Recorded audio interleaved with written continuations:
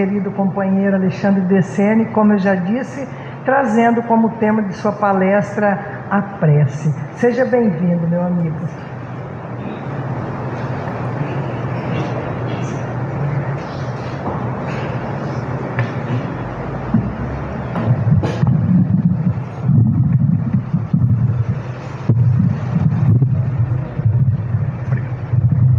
Melhor. Boa noite a todos. Que Deus nos envolva para que nós possamos ter uma noite de boas reflexões, que essas reflexões elas encontrem no nosso coração morada, para que a gente possa refletir no nosso dia a dia sobre aquilo que a espiritualidade preparou hoje e colocando nas nossas ações de pouco em pouco, porque ninguém muda em saltos longos, né? É de passinho. Então que a gente consiga aos poucos ir modificando a nossa postura e que essas energias não só nos beneficiem, mas beneficiem todos os irmãos que se encontram aqui no plano espiritual e também facilite os laços de afinidade entre nós, para que nós possamos ir nos conhecendo ao sairmos dos corpos físicos no momento do sono físico, vendo as similaridades de pensamentos nesses ambientes, porque lá a gente continua exatamente como é aqui, só que com muito mais facilidade, né? E que possamos trabalhar juntos, que assim seja. Bom, a prece é algo tão antigo quanto a nossa história. A partir do momento que a gente começa a considerar todos os fenômenos da natureza como divindades, nós passamos a fazer oração, a pedir por essas divindades. Depois eram os nossos ancestrais, os deuses diversos, o Deus único. Então, nós sempre tivemos dentro da nossa alma já um conhecimento de que existia uma força superior e que, especialmente nos momentos de dificuldade, nós recorríamos a elas. Mas o Espiritismo, ele veio aprimorar muito esse conhecimento que nós temos.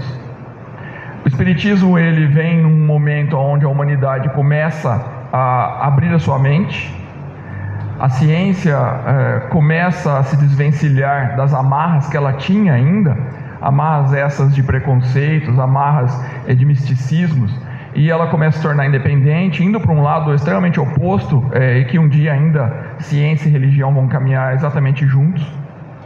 E a sociedade, de uma forma geral, vinha compreendendo outros desejos, outros direitos, outras obrigações que a gente não compreendia. O Espiritismo surge nesse meio. E o Espiritismo traz para a gente um conhecimento de uma trindade que até então a gente não tinha ela tão material, que é a trindade de Deus, Espírito e Matéria. Bom, Espírito nós temos algum conhecimento, porque afinal de contas nós somos eles. Só que quando a gente está encarnado com o corpo físico, a gente muda o nome do Espírito para alma. A partir do momento que a gente perde o corpo físico, nós convencionamos chamar de Espírito. O que pouco importa para o Espiritismo é que nós precisamos dar nomes. Se a ciência um dia resolver chamar de outra coisa, nós não somos orgulhosos, a gente vai aceitar. Porque o que importa é que a gente veio antecedendo a ciência e fazendo conhecer coisas que ainda o mundo, por diversos problemas relacionados com a sua inferioridade, moral principalmente, ele não veio aceitando. E o Espiritismo conseguiu sair à frente nesse quesito. Quando mudaram os nomes a gente não se importa. Mas no Espiritismo, nós sabemos que a matéria é tudo que está ao nosso redor, inclusive a energia, tudo, absolutamente tudo. Nós estamos vendo alguma parte da matéria, mas tem uma matéria que a gente não vê aqui. Quando a gente passa a mão, nós sentimos o vento, a gente sente esse ar aqui, mas não estou vendo. Mas eu sei que tem alguma coisa aqui, porque eu estou mexendo. E ainda tem matéria que eu posso fazer isso, que eu não sinto ela, nem nessa sensação que a gente tem do deslocamento do ar. Então, nós temos matéria ao redor de nós, tudo. No Espiritismo, nós chamamos de a matéria mais elementar de fluido cósmico universal, que seria a matéria primordial, aquela que dá origem a toda a matéria do universo. Na ciência, até pouco tempo atrás, era átomo, elétrons, prótons, e de repente a ciência foi descobrindo que tinham partículas menores. Aí finalmente chega, algumas décadas atrás, na partícula de Deus, uma matéria menor ainda do que tudo que a gente já conhecia. E depois a ciência descobre que tem partículas menores que a partícula de Deus. A ciência vai chegar no fluido cósmico universal e vai perceber uma coisa que o Espiritismo já sabe há 150 anos, que essa matéria só existe energia boa, tá? A energia ruim é falta de boa. A partir do momento que tem o bem é praticado, o mal desaparece instantaneamente. Essa matéria, ela adquire característica de boa quando tem bons pensamentos, mas a ausência do bom pensamento torna ela neutra, então a energia fica à mercê dos sentimentos das pessoas. Mas a partir do momento que existe um bom sentimento, o mal ele é eliminado instantaneamente daquele ambiente. É por isso que quando se faz luz com algum ser muito elevado, o mal não aguenta ficar naquele local. Primeiro pela percepção da vista dele, que fica insuportável abrir os olhos por causa da luz. E mesmo a sensação de uma felicidade indizível que tem dentro, que cria dentro da alma, e que aquele espírito, para ele poder continuar fazendo o mal que ele estava fazendo, ele não pode ter esse tipo de sentimento. Veja que nós, que trabalhamos com espíritos em comunicações mediúnicas, eu, por exemplo, trabalho há 30 anos num trabalho mediúnico. Nós, quando a gente tem que tentar amolecer o coração de uma entidade, um irmãozinho nosso, que está muito embrutecido, a gente recorre ao maior amor que ele conhece, o da mãe dele. E geralmente é infalível, né? Quando a gente fala, olha para o seu lado, veja quem está aí. Se é a mãe que está ali, ele já desmonta, né? Na maioria das vezes. Então, normalmente a gente recorre a isso. É lógico que existem outros amores, mas esse é o dos que nós mais recorremos e um dos mais infalíveis. Mesmo porque, mesmo que não tenha aquela afinidade, mas o fato dele ver a mãe dele ali, e ela vendo ele exatamente como ele está se mostrando, para ele é uma vergonha ele mostrar algo que ele imaginava que a mãe não estivesse vendo. Todo mundo está vendo ele fazer isso, menos a mãe, e ela está lá do lado dele. Então, essa é uma característica desse fluido cósmico universal. Sempre o bem sobrepuja o mal, porque o mal na verdade não existe, o que existe é luz. E para o fluido cósmico universal se movimentar, precisa ter vontade. Quem tem vontade são os espíritos, a alma é espírito. A partir do momento que existe um pensamento de um espírito, isso já movimenta o fluido cósmico universal. Então agora fica fácil a gente entender o que é a prece. Porque a prece, a partir do momento que nós pensamos, ou seja, imprimimos uma vontade, um pensamento, nós movimentamos o fluido cósmico universal. Se esse pensamento, e a prece é assim, ele é direcionado para Deus, para espíritos abaixo dele ou pessoas, essa energia vai até este local, onde quer que esteja.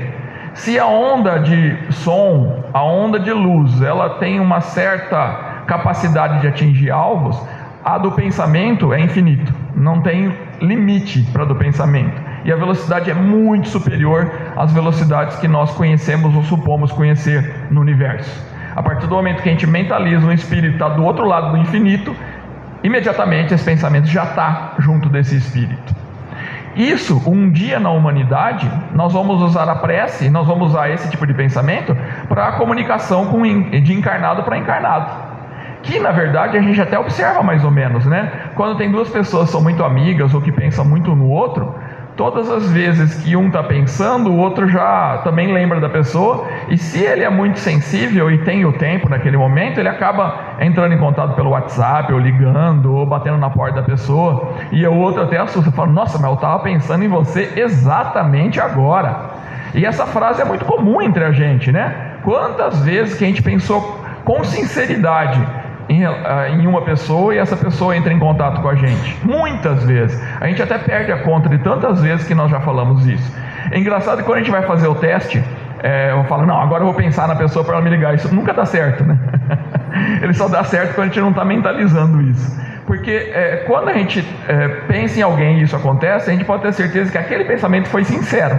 E valeria a pena estudar dentro de nós mesmos como que fez que eu chegasse a ter uma sinceridade tão grande ao ponto de ambos se perceberem.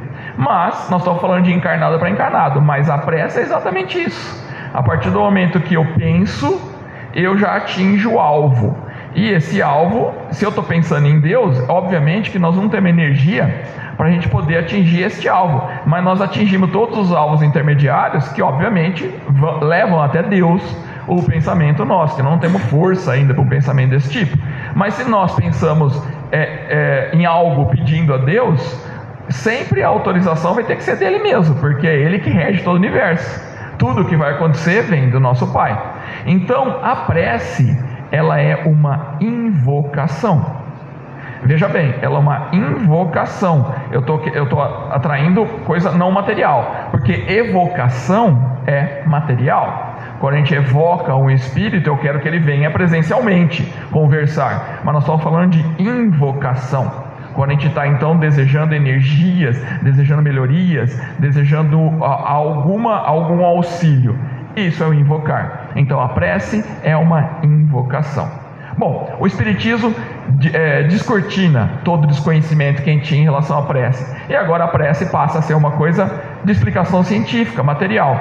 Tanto é verdade que nós temos aí na USP mesmo, em várias instituições, não só no Brasil, mas em outros locais do mundo, pessoas estudando a força da prece. E eles perceberam que existe mudança de liberação de hormônios de acordo com o tipo de prece que está sendo executado. Então a gente tem mudanças em todo o nosso cérebro, com dopamina e outras substâncias, que acabam dando sensações melhores, de mais tranquilidade quando você está numa oração. Você passa a ampliar algumas áreas do seu cérebro e consegue refletir melhor, fazer mais conexões neurais, e aí você busca dentro de você mesmo respostas que você nem sabia que estavam lá dentro. E, obviamente, dentro do Espiritismo a gente sabe que você cria conexões com seres invisíveis, e que eles passam, por causa da prece, a ter acesso a nós com mais facilidade. Veja todas as histórias bíblicas, quantos dos chamados anjos, que eles acabam interferindo no rumo que certo personagem que a gente vê dos textos bíblicos, que eles estão tendo alguma dificuldade e eles interferem. Alguns de uma forma direta, mas grande parte deles intuindo, e que depois, no fim de toda aquela trajetória de dificuldades, ele se materializa e fala: ó, eu que estava te auxiliando. Por que não materializou antes, logo no início da dificuldade? É que nós temos que pensar numa coisa: a prece, ela faz a invocação, a gente tem os auxílios, mas jamais nós podemos ser tolhidos da capacidade de decidirmos o que a gente quer. A vontade nossa, ela tem que ser nossa. Nós é que temos que tomar as decisões. E nada do que a gente decida vai mudar o que Deus designou, nada, mas pode atenuar. Lembremos sempre que um gladiador que desferiu golpes contra diversas pessoas, arrancando braços, pernas, é óbvio que ele criou uma dívida para ele. Algum dia ele vai ter que passar pela experiência de ser decepado também. Afinal de contas, ele criou a situação. Entretanto, se ele trabalha com bastante afinco no seu processo de evolução individual, e o amor sobrepuja todas as dificuldades que ele tem, e ele por decisão própria, por amor, ele vem modificando o seu jeito de ser, a experiência ainda é necessária, porque a lei de Deus é irrevogável. Entretanto, ele acabou de amenizar a situação. Já não mais vai perder braços e pernas, mas a ponta de um dedo. Ele vai ter a mesma sensação do que é perder uma parte do corpo, mas não com a mesma intensidade, porque ele, por vontade própria, veio modificando, com um trabalho de muito sacrifício, de muita resignação, veio modificando. Certa vez uma moça entrou em contato numa rádio espírita falando, o assunto era justamente sobre sofrimento, sobre ação e reação, e ela entrou em contato falando que ela estava muito preocupada porque ela tinha cometido alguns abortos, e agora ela tinha consciência de que foi uma atitude errada. Mas como que ela poderia resgatar isso se as crianças já foram tiradas das vidas delas? E a pessoa da rádio falou: minha filha, Deus sempre acha os caminhos. Essas crianças podem chegar até você não por você, elas podem chegar por outra forma, ainda nessa existência. E se você realmente estiver com sinceridade preparada para resgatar o que você fez, você resgata nessa existência mesmo. Quantas crianças que podem surgir na nossa vida, que apesar de ter pais, elas precisam de apoio de um pai fictício, ou um pai virtual, ou um pai de coração, que poderia estar auxiliando ela na ausência do outro. E quantas crianças e pessoas nós poderíamos estar criando sem sermos os pais dessas crianças, ou até adultos que estão precisando de alguém para ampará-lo, para motivá-lo, para fazer com que ele desenvolva a própria autoestima e ele, por vontade própria, avance. Bom, mas Jesus, como em tudo que ele deixou para a gente de roteiro, ele não deixou de falar de oração. Nós vamos ter várias passagens em textos no Novo Testamento, em textos bíblicos, que falam sobre oração. Nós vamos começar com Mateus 6, onde nós vamos ter lá uma informação bem importante sobre oração, que Jesus ele fala o seguinte: Quando fordes orar, não faça como os hipócritas, que vão no lugar mais em evidência do templo, ou nos cantos das ruas, e ficam orando para todo mundo ver. Esses já receberam a recompensa deles, não tem mais nada para receber. Mas quando fordes orar, vá para um lugar escondidinho, lá num cantinho, e faça a sua oração, que Deus te escuta. Quando fordes orar, não faça como os gentios, que usam milhares de palavras, como se um monte de palavra pudesse ser melhor do que uma palavra com sinceridade. Mas quando for orar, lembre-se sempre, o Pai Celestial sabe o que você precisa.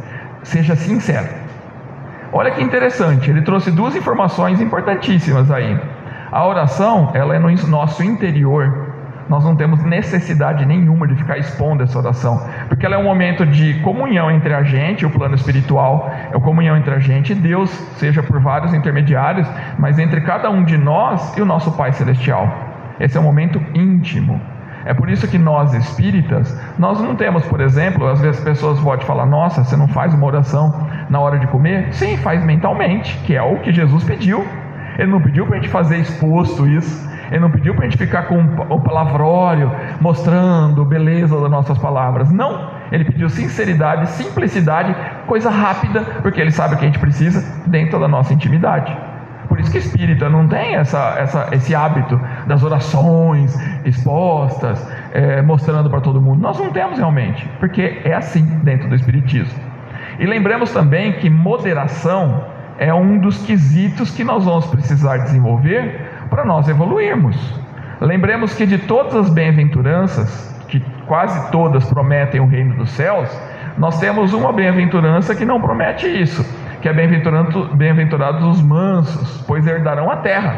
Essa é a única bem-aventurança material que Jesus deixa para a gente em Mateus 5, a única material. Mas por que ele prometeria a terra material? Porque a Terra, assim como todos os planetas, passam por processo de evolução também. A Terra está exatamente nessa fase de transição, que sai de um planeta que recebe espíritos que estão em processo de prova e expiação, e agora só vai receber espírito para regeneração, só. Porque a matéria daqui também está se tornando mais rarefeita, está se tornando mais fluídica, não comporta mais matéria grosseira de corpos que carregam almas grosseiras. Pode ver que as pessoas hoje que têm muita mágoa, elas desenvolvem doença rapidamente, porque o corpo físico, que já está mais sutil, não suporta mais esse tipo de sentimento pesado, que é da mágoa. Como já não suporta há muito tempo da vingança, e por isso que os vingativos não conseguem mais habitar a Terra, com raras exceções. Porque Deus permite hoje que nós estejamos juntos de espíritos que não têm mais condições de estar aqui na Terra, mas ainda perambulam por aqui, porque nós temos que ser testados. Nós temos que tomar a decisão. A gente está muito em cima do muro, e nós precisamos pular para o lado do joio ou do trigo, mas nós temos que tomar uma decisão. Em cima do muro ninguém vai ficar. Para poder entrar no planeta de regeneração, nós temos que ser joio definitivamente, porque se a gente se assumir definitivamente como... nós temos que ser trigo definitivamente, porque se a gente se assumir como joio, eu vou ter um lugar adequado para mim. Eu não tenho mais condições de ter um corpo físico sendo joio aqui na Terra. Não tem mais condições. Então eu vou ter um outro planeta, e as almas que não têm mais condições na Terra vão ser espalhadas pelo universo, em grupos, logicamente. Um grupo vai para um planeta, outro grupo para outro, que tem similaridade com a energia dele, e vão continuar o seu processo evolutivo lá. Então, lembremos bem que nós precisamos desenvolver a moderação. E a moderação não é muito difícil, com disciplina a gente desenvolve. Se eu estou feliz, modere a felicidade, porque tem um monte de gente do lado que não está feliz. Para que eu vou ficar expondo a minha felicidade exageradamente, se tem outras pessoas que estão sofrendo? Eu estou ofendendo essa pessoa, eu estou tornando ela pior do que ela está.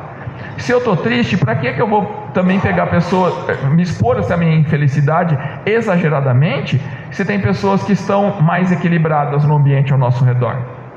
E isso faz com que a gente repense vários hábitos materiais que nós temos, como os excessos das risadas, gargalhadas muito estridentes, na hora de cumprimentar uma pessoa, os tapas estalidos. Eu lembro que um aluno uma vez chegou para mim, lá no Moro Lacerda, em Ribeirão Preto, e ele ficou feliz de me ver, ele veio correndo e me abraçou, mas ele me abraçou tão forte e me levantou do chão, que eu achei que tinha quebrado uma costela. Eu perdi o ar, para vocês terem uma ideia. Eu não respirava. Saí dali e fui para o hospital. E eu fiquei 12 dias com dor no corpo por causa desse abraço.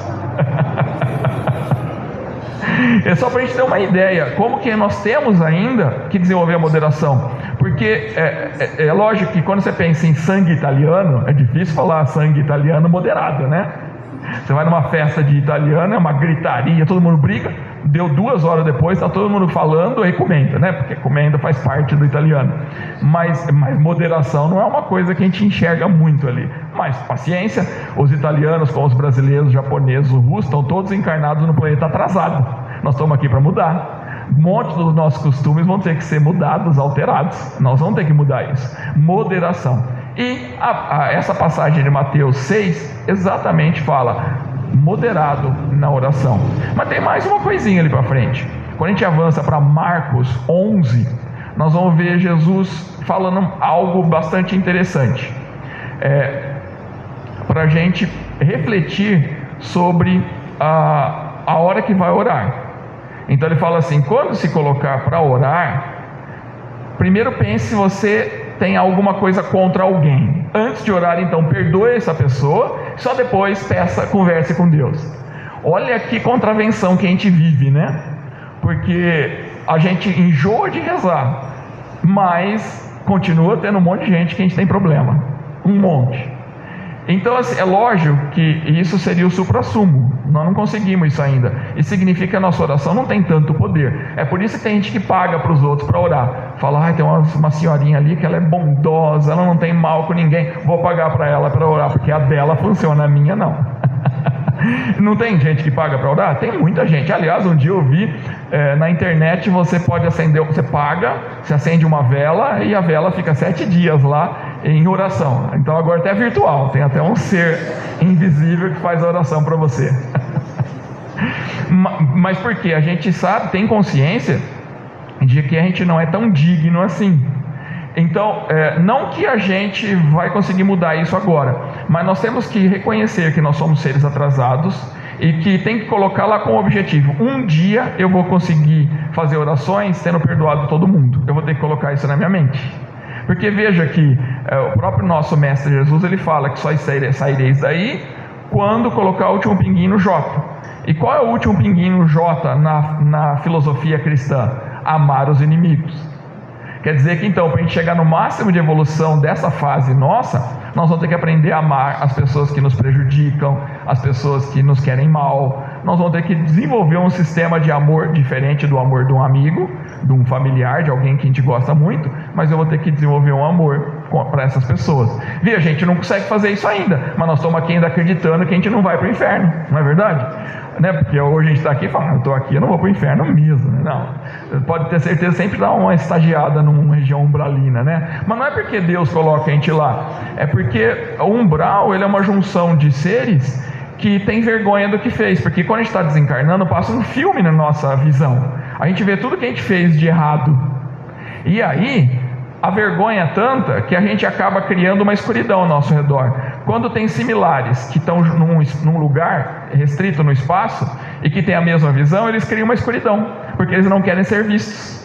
Pode ver que quando acende uma luz, a maioria dos espíritos no umbral sai correndo, porque não quer ser visto, tem vergonha. Imagina se um parente meu me vê nessa situação, vê o que eu fiz, que eu achava que ninguém via. A hora que a gente perde o corpo físico, escancara, a gente fica visível, e um monte de gente lá fica falando pra gente na nossa cara que a gente fez isso e aquilo. Então, um dia a gente vai conseguir, antes de orar, a gente pedir, perdoar todos que estão ao nosso redor. E é uma coisa que a gente pode exercitar, porque desenvolver compaixão pelas pessoas que nos maltratam é algo disciplinar também. Basta a gente começar, toda vez que alguém maltrata a gente, olhar para essa pessoa e falar: nossa, o dia que ela se arrepender, ela vai sofrer. E isso cria, como a gente já sofreu por ter arrependido de alguma coisa, cria uma sensação de misericórdia com relação àquela pessoa, porque ela não está consciente do que ela está fazendo hoje, mas quando ela tiver, eu tenho certeza que ela vai sofrer. E aí a dor do sofrimento é muito causticante, é uma dor que não é gostosa. Eu sei disso porque eu já passei por isso, e aí eu fico apiedado daquela pessoa. E aos poucos a gente vem modificando o nosso jeito de ser, e nós vamos tornando-nos mais mansos. Mas nós vamos encontrar mais uma passagem ainda que Jesus deixou uma informação. e é em João 18. Desculpa, em Lucas 18. Aliás, Lucas, que está aqui, eu só guardei que é Lucas 18, porque eu olho para você, para mim você tem 18 anos sempre, tá? Eu conheço ele desde 18. Então eu fiquei Lucas 18. Nós temos mais uma passagem, é uma parábola, onde Jesus, ele estava perto de pessoas que se achavam demais, achavam que era melhor que os outros. Ele fala, certa vez foi para rezar um fariseu e um publicano. O fariseu foi para o lugar mais evidente do templo e levantou a cabeça para o alto, e dentro de si ele foi rezando, e aí Jesus estava falando o que estava na mente dele. Pai, olhe por mim, eu não sou como as outras pessoas que são ladrões, que são adúlteros, que são injustos. Eu não sou como esse publicano que está aqui. Eu pago meu dízimo e jejuo 2 vezes por semana. Já quando foi para a mente do publicano, ele nem ousou levantar os olhos para os céus. Ele com a cabeça abaixada, batendo no peito, falando, Pai, eu sou um pecador, olhe por mim. E aí Jesus falou, qual dos dois que voltou para casa mais leve, mais em contato com Deus? E aí ele falou, porque os que se exaltam serão humilhados, e os que se humilham serão exaltados. Essa é uma frase super importante, bem conhecida nossa, e que tem a ver com oração. Então, nós temos que pensar muito como são as nossas orações, porque toda vez que a gente for orar, destaquemos os nossos defeitos e não as nossas virtudes. É isso que tem que ser combatido, é isso que tem que ser educado, é isso que tem que ser modificado. Não as nossas virtudes, mas os nossos defeitos. Destaquemos isso. Agora, se nós resolvemos sempre nos comparar com os outros, desvalorizando os outros, nós temos um caminho ainda a percorrer, não só na oração, mas na nossa vida pessoal. Lembremos que nós temos 3 tipos de oração: aquela que nós pedimos alguma coisa, a oração de agradecimento e a oração de louvor. Essas são as 3 orações que nós temos. A maioria de nós se concentra na oração do pedido, vem sempre pedindo alguma coisa. E olha que interessante, é a que a gente mais faz e a que a gente menos sabe fazer, porque nós pedimos de forma errada, nós pedimos coisas que não vão ser atendidas. Porque nós vamos encontrar também em Lucas 18, nós vamos encontrar um outro trechinho, na verdade esse é Marcos 11, nós vamos encontrar um outro trecho que fala, pedi e você vai ser atendido, pedi e obtereis. E é verdade, só que nós temos que saber pedir, porque senão não vamos ter. Vejam que as frases mais comuns que nós temos dos evangelhos é, pedi e obtereis, buscai e achareis, batei e abrir-se-vos-á.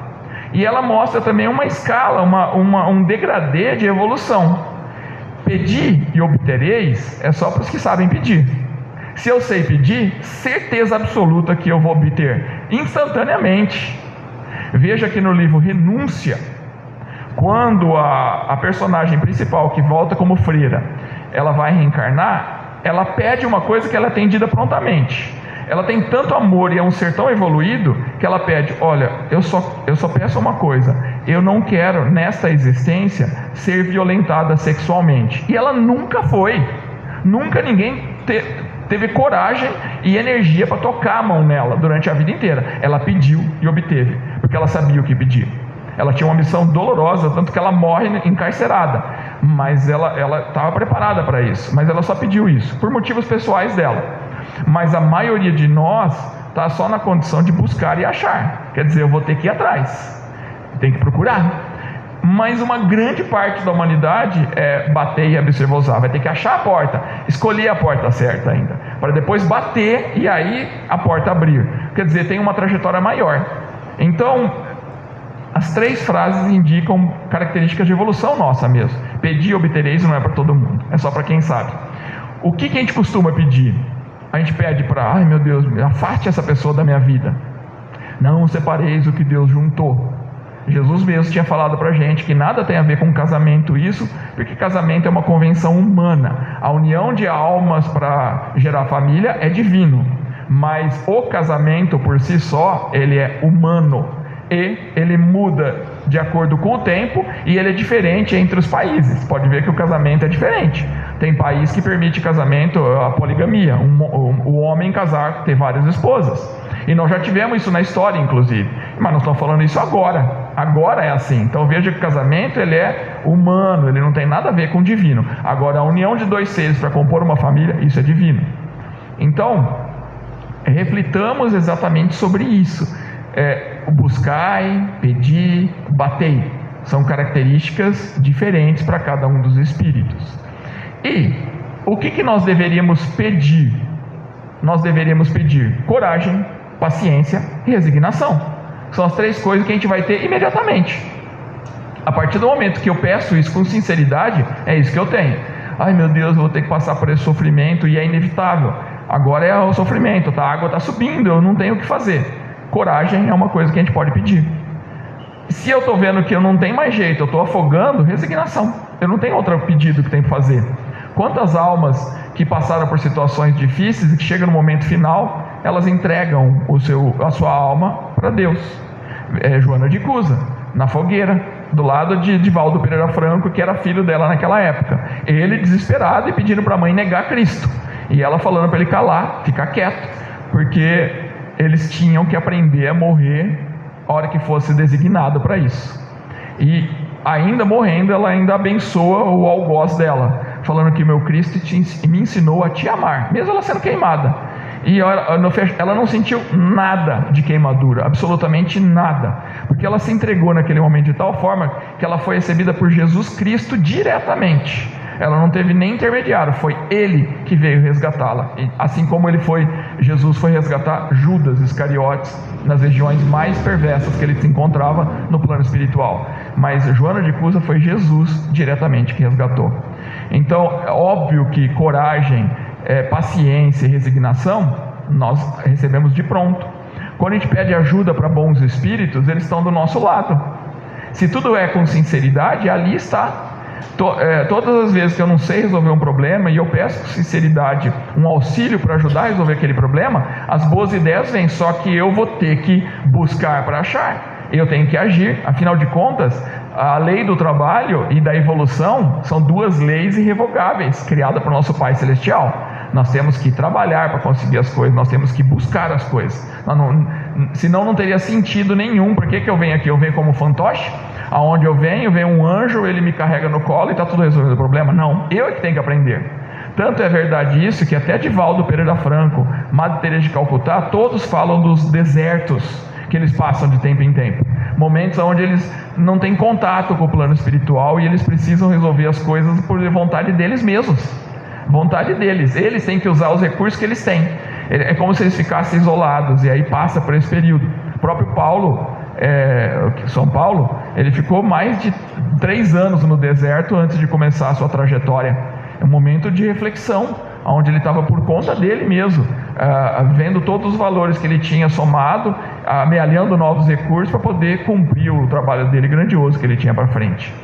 Então, a oração ela é extremamente eficaz, mas nós precisamos saber o que pedir. Agora, para encerrar, orar pelos que já partiram, será que vale a pena? Se a gente tiver a visão não espírita, a visão da maioria, falar, já está no inferno mesmo, ou está no céu, para que eu vou rezar? Não tem mais nada a fazer. Se está no inferno, dali ele não sai. Então, vou rezar para quê? Ai, Pai Celestial, tira o meu irmão, tira o meu pai, tira meu amigo do inferno. Não, vai ficar lá para o resto da eternidade. Mas na nossa visão, não. A gente sabe que não é bem assim. A gente faz estágios pelo inferno, mas depois pode chegar numa região celestial. Depende da gente. Nós temos essa possibilidade de arrepender, reencarnar e reencarnar até a gente melhorar. Todas as vezes que a gente reza por alguém que desencarnou, essa pessoa imediatamente sente. E se ela estiver mal, ela se sente valorizada. As nossas orações chegam até os que desencarnaram de uma forma tão potente, muito melhor do que as para os encarnados, que para eles traz coragem, traz uma força extra, e na maioria das vezes eles até criam disposição para arrependimento. A gente não sabe quanto que a gente ajuda com a oração para quem já partiu. E por isso mesmo que orar pelos criminosos é um dever nosso, porque eles cometeram o ato, mas eles são os mais necessitados, porque eles ainda vão ter que passar pelo processo de arrependimento para depois começar a modificação. Olha que trajetória. Se a gente está rezando por eles, quem sabe eles se arrependem, e se arrependeu, quem sabe eles começam já o trabalho deles agora, rapidamente.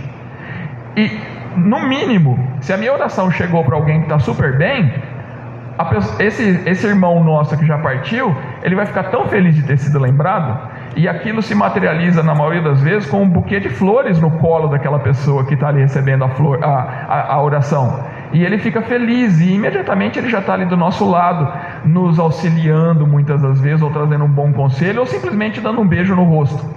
Quantos trabalhos mediúnicos que a gente mentaliza alguém que já está muito melhor e que ele adentra trazendo uma luz grandiosa naquele trabalho mediúnico e carregando flores.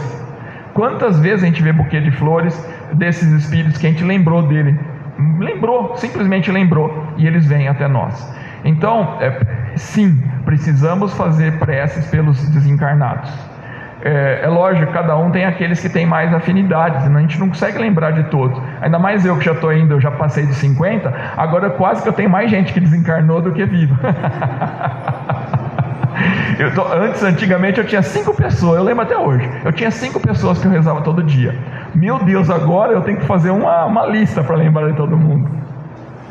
É muita gente já que partiu, mas toda vez que a gente lembra já é um consolo, né? A pessoa ela fica mais motivada. Então, assim, o dia que a gente estiver se dedicando às pessoas, devotando as pessoas, o inseto veio, ainda bem que ele não entrou na boca, como eles costumam fazer quando estão dando palestra. O dia que a gente viver em devotamento, em abnegação, a nossa vida vai ser uma oração constante. Nós vamos estar constantemente em oração, porque quem se devota aos outros e quem é abnegado está sempre pensando no bem-estar das outras pessoas, e quem pensa no bem-estar das outras pessoas está conectado direto com o plano espiritual. Ele passa a ser um intermediário de Deus aqui na terra, um foco de luz onde caminha, e a oração é uma constante, porque ele é constante em invocação. Que Deus nos abençoe e nos ilumine e nos permita que nós tenhamos a sinceridade da oração no nosso dia a dia, para que a gente possa, ao acordar, agradecer a Deus pela visita que nós fizemos aos entes queridos e por nós estarmos ainda encarnados num planeta de transição, que não é pouca coisa, porque quem está aqui ainda tem chance de ser alguma coisa, e mais, tem chance de modificar esse planeta. Que assim seja. Não precisa. A palma envaidece. Mas obrigado, eu sei que é carinhosa.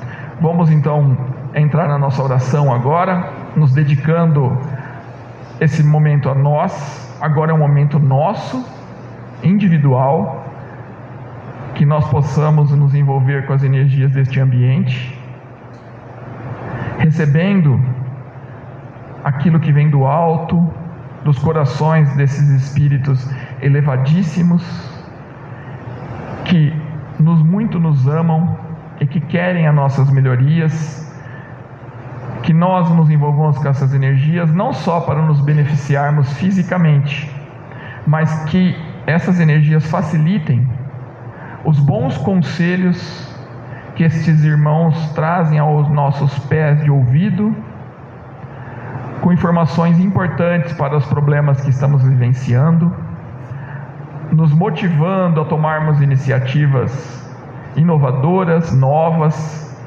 que mudem o rumo de nossa existência e que nos permita nos tornarmos pessoas melhores, mais cônscias de si, e que assumamos as rédeas de nossa evolução.